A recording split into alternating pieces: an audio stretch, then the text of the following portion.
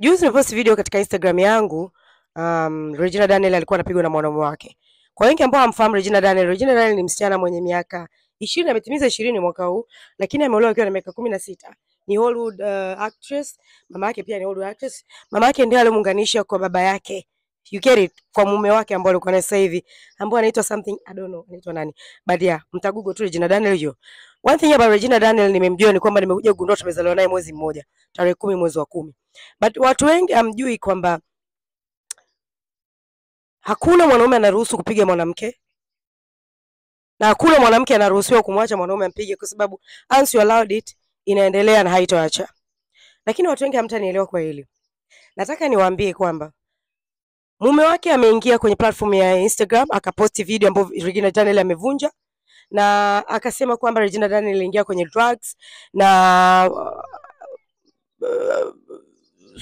something amekuja amekuta mtoto wake anaumwa, hajamtekea mtoto wake, kwa hiyo sasa hivi haiko serious na mtoto wake, anakuwa anazurura na have fun nini.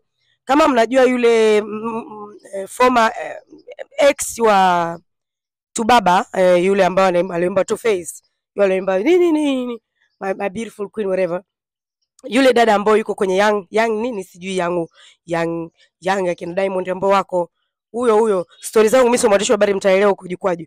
Yule ex wa Tubaba anavuta unga.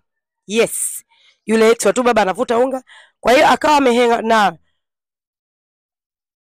mimi. Niseme tu kwamba Regina ameolewa akiwa na miaka 16. Baba mtu mzima wa miaka yako 70 unakuja una complain kwamba Regina ameolewa, ameanza drugs. Amefanya nini?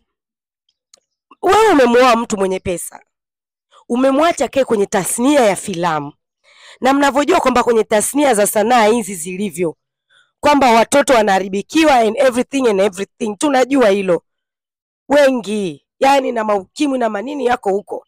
Kwa hiyo kama mtu hujakomaa vizuri, there is no way out, utakaa kwenye tasnia utakuwa umepona. Kingine nataka tu niwaambie kwamba hakuna mtu ambaye anaipenda kuwateja, hakuna mtu ambaye anaipenda kulewa kupitiliza, hakuna mtu ambaye anaipenda kutumia drugs. Lakini nataka niwaambie alcohol is the source of everything. Ukija kumkuta mtu amevuta bangi, hajaanza tu kuvuta bangi, ameanza pombe akakutana na bangi, ameanza kuvuta sijui nini, ufuska wote tunauziwa huko kwenye mabaa.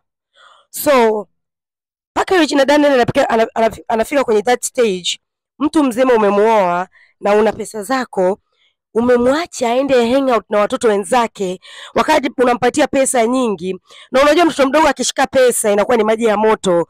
What were you expecting? Na kuna video nimeiona kwamba alikuwa amekaa na Regina Daniel, yule baba anamruhusu Regina Daniel anywe wine. Wine is alcohol, na tunavyojua wanawake wengi tumeanza kunywa pombe kupitia wine. So mimi nilikuwa na swali moja, kwa nini mama yake Regina asinge kuwa anamlead na anamuongoza? Kwa nini amwachia awe free tu? Jamani, mimi nataka tu niwaambie watoto wetu tunaowaambia wa enjoy life, tunawapa pesa despite of kwamba hawajaolewa na matajiri. Hata nyie wazazi ambao ni matajiri hapa Tanzania, ma celebrity, tunaona mnavyoachia watoto wenu wanazunguka, wanafanya nini for the sake of having fun. Kuna kitu kinaitwa HIV and it's real, na watu wanakufa hospitalini. Labda wengi wenu hamwendi kuvolunteer hospitalini every day, every sometimes. Mimi na volunteer sana hospitalini every most of the time. Inanikumbusha kwamba kuna magonjwa, inanikumbusha kwamba kuna kufa, inanikumbusha kwamba you have to take care of yourself while you are young, inanikumbusha kwamba ukae mbali na pombe, don't do that too much. Hata kama ukifanya, ukikumbuka, you take precaution. Sasa hii swala la kwamba baba mtu mzima ndio na comment unamwaibisha mtoto wa watu hivi na hivi na hivi na hivi, kwa nini wewe usingemlinda akiwa mdogo? Usingemfundisha akiwa mdogo? Kwa nini umwache au aruke? Anyway, that's the first thing. Second, sisi tunaruhusu sana, niseme sisi tunaruhusu au tuna nini, lakini tunaruhusu sana tukidhani kwamba kunywa pombe ni ku have fun. Mimi to be honest, sijawahi kuona ku have fun kwenye kunywa pombe. I've never seen ku have fun kwenye kunywa pombe, never in my life. The only thing I see ni kwamba ni vinaharibu imenipa connection mbaya. Japokuwa kuna the luckiest one ambao anatoka na nice connection. But trust me, most things that we are planning in the bar, they are not coming in real life. Watu wakishaamka wanakumbuka mambo yao. That confidence that I will help you, it is no longer. So one thing I want you guys to know and understand is that chunga moyo wako kuliko chochote. Mimi ni one of the victim nilioingia kwenye mahusiano. Yes, ni yule mzungu. Ni huyo. Ameniharibu akili, mwili, kila kitu. Utatoka kwenye hayo mahusiano, hata mwanaume, hii ni kwa both gender, hata mwanaume, utatoka kwenye hayo mahusiano uende sober.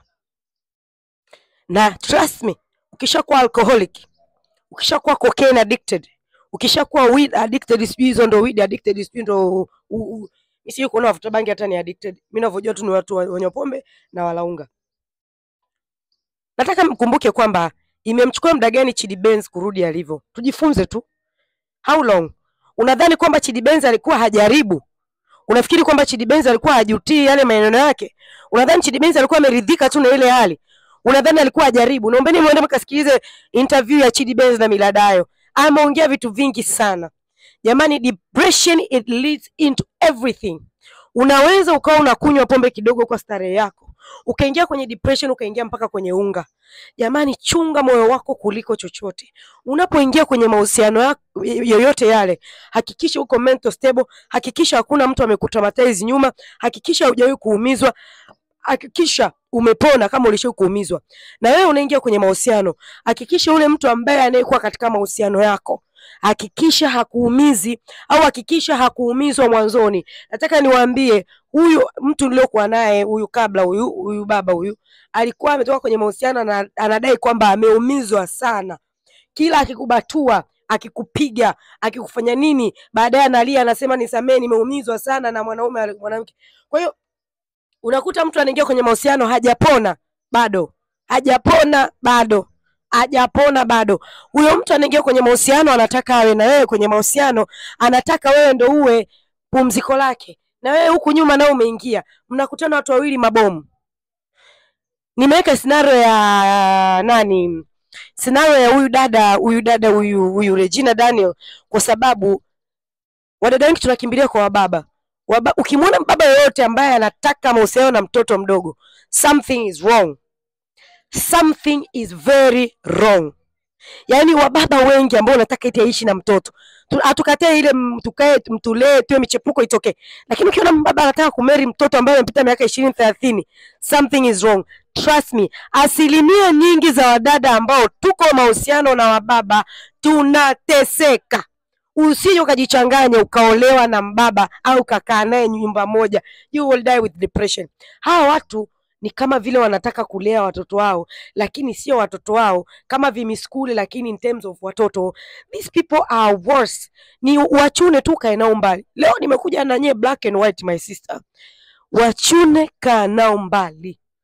The only way utasurvive na mbaba, awe na mke wake kule, wewe huku unasaidia ndoa. Lakini huwezi kukaa na mtu mzima nyumba moja. These people are hypocrite.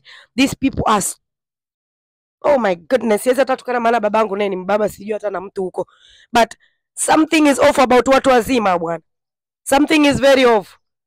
Yaani nakumbuka mimi nilikuwa natoka airport, ninasikia njaa, nimechelewa kumwambia, nimesahau kumwambia kwamba nasikia njaa. Nikalazwa njaa. Kabidi nifike nyumbani nikapike makaroni. Nyie mnaona huku mtu anaenjoy anafanya nini? Run away from baba.